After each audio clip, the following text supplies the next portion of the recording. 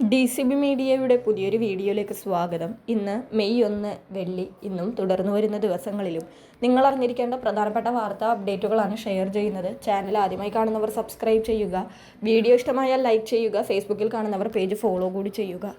ആദ്യത്തെ അറിയിപ്പ്, credit card ഉപയോക്താക്കൾക്ക് വലിയ ആശ്വാസം നൽകുന്ന പുതിയ നിയമ പരിഷ്കാരങ്ങളുമായി RBI എത്തിയിരിക്കുകയാണ്.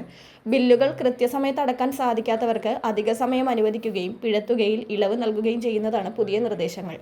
പുതിയ നിയമപ്രകാരം നിശ്ചിത തീയതി കഴിഞ്ഞാലും ഉപഭോക്താക്കൾക്ക് 3 ദിവസത്തെ ഗ്രേസ് പീരീഡ് ലഭിക്കും. ഈ 3 ദിവസത്തിനുള്ളിൽ പണമടച്ചാൽ വൈകിയ ഫീസോ മറ്റ് പിഴകളോ ബാധകമാകില്ല. 2027 ഏപ്രിൽ 1 മുതലാണ് ഈ പരിഷ്കാരങ്ങൾ പ്രാബല്യത്തിൽ വരുന്നത്. അടുത്തറിയിപ്പ്, ഇരുട്ടടിയായി വാണിജ്യ പാചകവാതക സിലിണ്ടറുകളുടെ കുത്തനെയുള്ള വിലവർധന എത്തിയിരിക്കുകയാണ്. വാണിജ്യ സിലിണ്ടറിന് 993 രൂപയുടെ വർധനവാണ് ഉണ്ടായിരിക്കുന്നത്. 19 കിലോ സിലിണ്ടറിന് 3085 രൂപയായിരിക്കുകയാണ്. നേരത്തെ 2092 രൂപയായിരുന്നു വാണിജ്യ സിലിണ്ടറിന്റെ വില. വലിയ വർധനവാണ് ഉണ്ടായിരിക്കുന്നത്.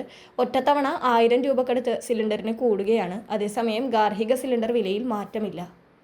അടുത്തറിയിപ്പ്, സംസ്ഥാനത്ത് സ്ത്രീ സുരക്ഷാ പെൻഷൻ പദ്ധതി ആരംഭിച്ച 3-ാം മാസത്തിൽ തന്നെ കുടിശ്ശിക ആയിരിക്കുന്ന സങ്കടവാർത്ത എത്തിയിരിക്കുകയാണ്.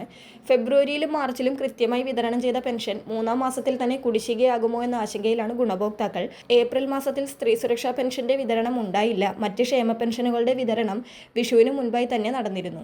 സർക്കാരിന്റെ കാലാവധി തീർന്നതിനാൽ മെയ് 4-ന് ശേഷം അധികാരത്തിൽ വരുന്ന അടുത്ത സർക്കാരിന്റെ തീരുമാനത്തിനായി ഇത് മാറ്റിവെച്ചിരിക്കുകയാണോ എന്നും സംശയിക്കുന്നുണ്ട്.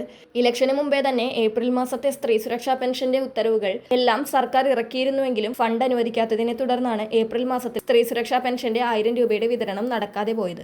പുതിയ സർക്കാർ അധികാരമേറ്റ ശേഷമായിരിക്കും ഇനി സ്ത്രീ സുരക്ഷാ പെൻഷന്റെ വിതരണം ഉണ്ടാവുക. അങ്ങനെ പദ്ധതി ആരംഭിച്ച 3-ാമത്തെ മാസം തന്നെ പെൻഷൻ കുടിശ്ശിക ആയിരിക്കുകയാണ്.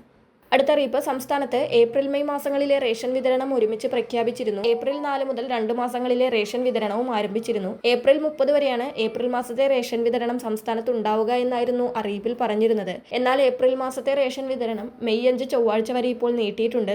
മെയ് 6-ന് റേഷൻ കടകൾക്ക് അവധിയായിരിക്കും. മെയ് 7-ാം തീയതി മുതൽ ഏപ്രിൽ 4-ന് ആരംഭിച്ചിരുന്ന മെയ് മാസത്തിലെ റേഷൻ വിതരണം തുടരുന്നതാണ്.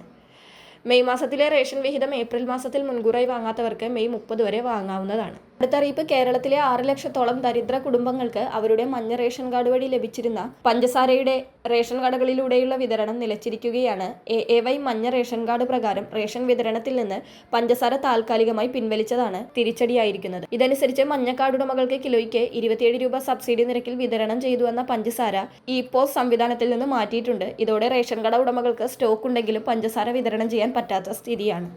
വളരെ പ്രധാനപ്പെട്ട ഈ വാർത്താ അപ്ഡേറ്റുകൾ മറ്റുള്ളവർക്ക് കൂടി ഷെയർ ചെയ്യുക.